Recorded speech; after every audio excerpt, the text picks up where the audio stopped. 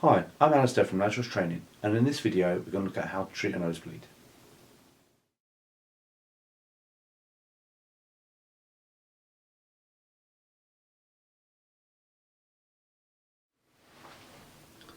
So as this video is being filmed during the COVID-19 lockdown here in the UK, I've got Dave here to help me.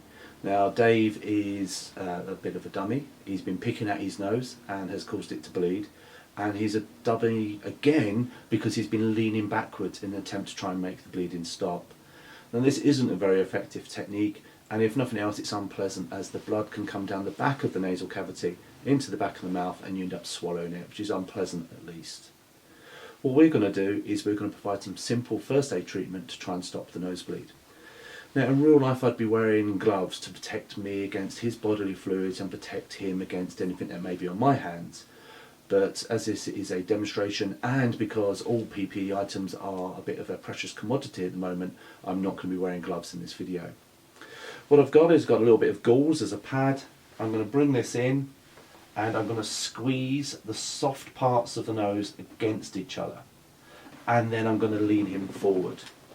So the idea of squeezing the soft parts of the nose against each other is that most nosebleeds actually occur from the septum, the fleshy bit in the middle of your nose.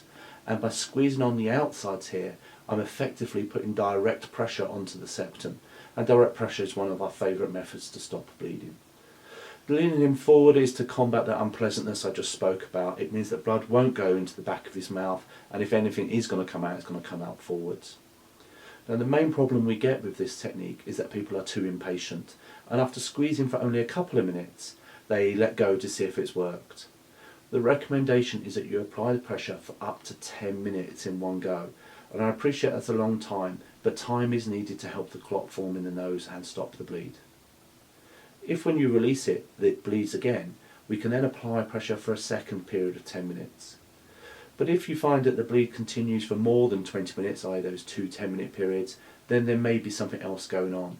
It may be that the bleed's just in an area that you can't access, or it may be that the bleed is connected to some underlying medical problem. Either way, we need to get the professional medical advice to check this out and see where we go from here. However, most nosebleeds are quite simply treated with this technique, and the first 10 minutes worth of pressure will stop the bleed. If you are successful in stopping the bleed, we need to make sure that the small clot that's formed in the nose is protected, and therefore we need to encourage the person not to pick their nose or blow their nose for the next 24 hours. So I hope you found this video useful to remind you of how to treat a nosebleed.